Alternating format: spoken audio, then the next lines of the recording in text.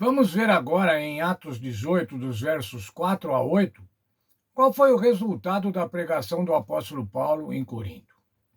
Lá nós vemos que ele, todos os sábados, falava na sinagoga, procurando convencer judeus e não judeus. Afirmava que Jesus era o Messias. Era esse o discurso de Paulo. Era essa a missão de Paulo, convencer as pessoas, convencer os judeus e os não judeus de que o Senhor Jesus era o Messias, o Cristo da profecia. Alguns foram contra, outros xingaram Paulo. A Bíblia diz que blasfemaram contra Paulo. Paulo protestou: se vocês se perderem, a responsabilidade não é minha. Vou pregar aos não-judeus. Paulo atribuiu aos judeus a responsabilidade de não crer no Senhor Jesus Cristo. Ele estava com a consciência tranquila, havia anunciado o Senhor Jesus. Aí então ele não pôde mais pregar na sinagoga, ele foi morar ao lado da sinagoga, na casa de Tício Justo, um não cristão que adorava a Deus. Crispo, o chefe da sinagoga, e sua família se converteram. Muitos outros creram e foram batizados. Veja, a missão de Paulo estava sendo cumprida na cidade de Corinto.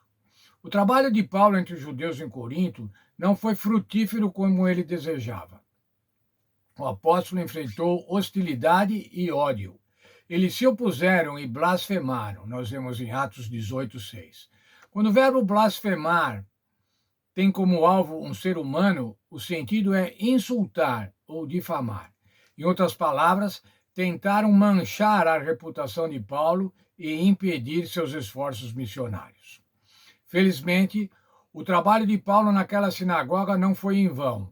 Deus conduziu sua missão e havia prometido: minha palavra não voltará para mim vazia. Essa promessa está em Isaías 55:11. Para surpresa de muitos, Crispo, o chefe da sinagoga, e toda a sua família creram em Jesus e foram batizados. E não foram apenas eles.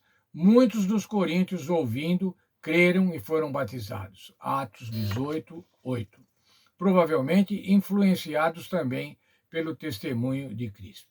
O que estava acontecendo ali agora, a aceitação do evangelho pelos estrangeiros, era um cumprimento da ordem do Senhor Jesus. Fazei discípulos de todas as nações. Ide a todo mundo e pregai o evangelho. Fazei discípulos a todas as nações. O Senhor encorajou Paulo. Nós já vimos o verso para memorizar. Não temas, eu serei contigo. Não se cale, fale, porque eu estou contigo. Eu tenho muitas pessoas, muitos seres humanos, muitas almas nessa cidade. Logo após sair da sinagoga, Paulo recebeu um grande encorajamento na visão noturna. O próprio Cristo lhe apareceu com as palavras que lembram Isaías 41:10. Não tema, porque eu estou com você. O apóstolo admitiu que esteve em Coríntio em fraqueza, temor e grande tremor. Ele teve que deixar Bereia e seguir para Atenas por causa da ferrenha oposição. E talvez imaginasse que teria que deixar Corinto pelo mesmo motivo. Mas desta vez seria diferente. Jesus lhe disse: tenho muita gente nesta cidade. E Paulo foi seu instrumento para levar a essas pessoas as boas novas da salvação. A promessa do Senhor aos seus filhos fiéis, em todas as épocas. Veja, Isaías 41:10. Você não precisa ter medo, porque eu sou seu Deus.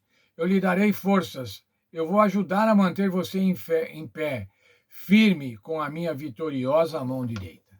O que é que Deus promete para os seus filhos?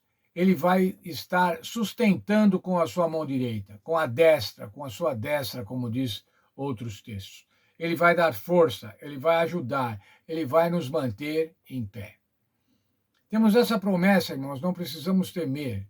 O Senhor Deus mantém os seus filhos em pé. Ele é o nosso Deus.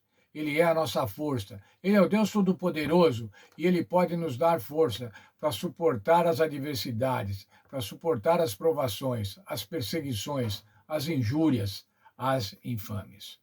O Senhor faz com que os seus filhos fiquem em pé. O Senhor faz com que os seus filhos fiquem vitoriosos. É essa certeza que temos, irmãos. É Deus que nos dá a vitória. É Deus que nos faz permanecer em pé. É Deus que nos faz permanecer firmes. Que a gente possa estar tranquilo, tranquilo com relação ao poder de Deus, que vai estar continuamente nos ajudando, nos mantendo em pé, nos mantendo vitoriosos.